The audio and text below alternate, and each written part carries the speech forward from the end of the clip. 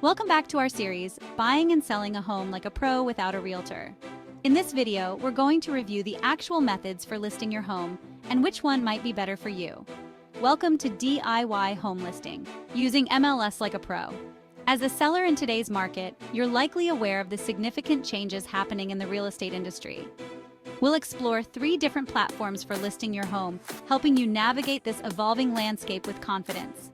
Before we jump in, I wanted to remind you that our next video will take a deep dive into commission structures and how they are changing. So make sure to subscribe and hit that notification bell to stay updated. That video will be very important for you as a seller, as well as everyone involved in the sale of your home. All right, let's get started.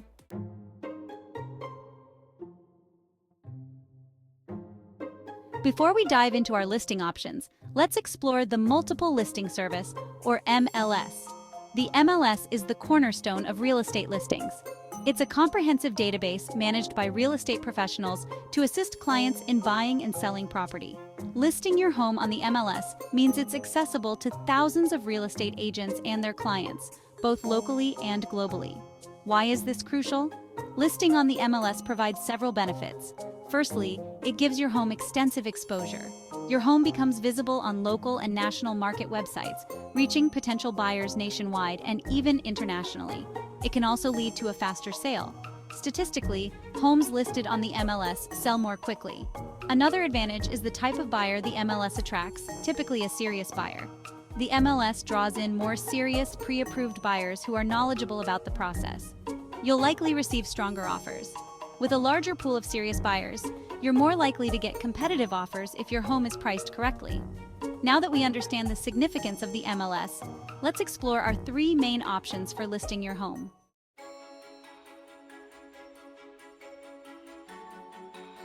The first option is the traditional realtor listing. This is the most common type of listing and the one that offers the most services, but at a price. With this option, the seller will hire a realtor to handle all aspects of the sale. This is the most hands-off approach for sellers. Let's break down what this typically includes. Listing your home on the MLS, researching local inspection requirements, coordinating with the title company after offer acceptance, educating you on pricing and market conditions, arranging showings and professional photography, installing a for sale sign, negotiating offers, vetting potential buyers, handling inspection contingencies, providing mandatory property condition reports, working with the lender throughout the process, managing all legal requirements and disclosures, navigating ethical considerations, handling all paperwork up to closing. As you can see, this option takes a lot off your plate, but it also typically comes with the highest commission fees. There is little for the seller to do, other than prepare their home for the market and allow showings.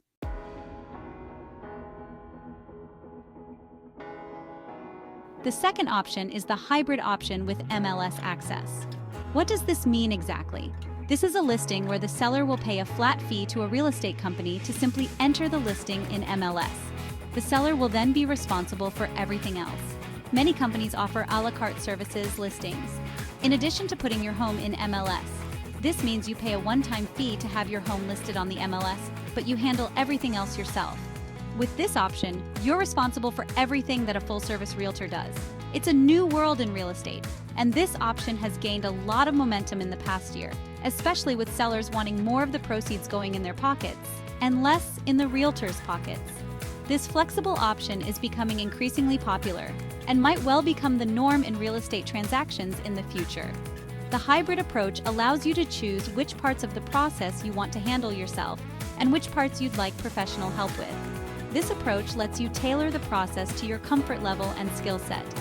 It can offer a balance between saving money and ensuring you have professional support where you need it most.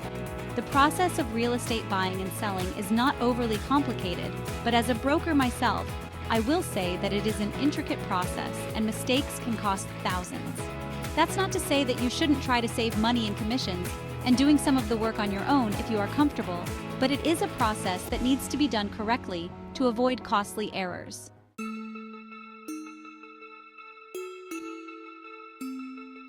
The last option is one that I will not go into detail with, but obviously sellers can sell their home without MLS access or realtor involvement and simply advertise on their own. You will see individuals marketing their home in various forums like Facebook Marketplace, neighborhood apps, and more.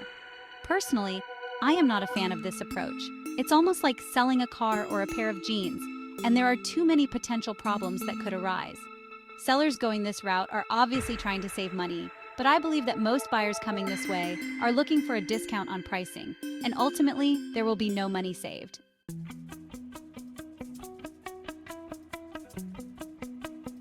So, what's the best approach when listing your home? There isn't a one-size-fits-all answer, but it's crucial to remember that selling a home is both a financial and legal transaction. It's also essential to note that commission structures are evolving. As a seller, you now have more opportunities than ever to have transparent conversations with a realtor about these changes and your options.